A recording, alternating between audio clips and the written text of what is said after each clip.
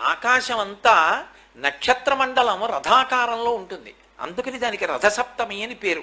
ప్రతి సప్తమి తిథి నాడు సూర్యకాంతి చాలా విశేషంగా ఉంటుంది.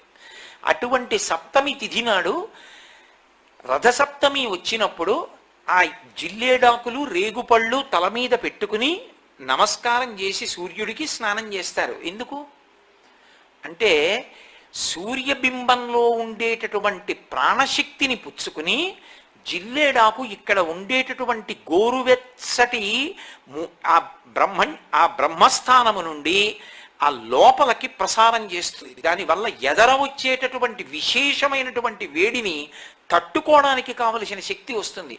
రేగుపండుకి ఓ లక్షణం ఉంది, పీడ తీస్తుంది అది. అందుకే పిల్లలకి భోగి పండగ నాడు చిల్లర పైసలతో కలిపి రేగుపళ్ళు పోస్తారు. భోగి పీడ పోయింది వాళ్ళకి అని. అంటే వాళ్ళకి ఆ పీడ పోతే వాడు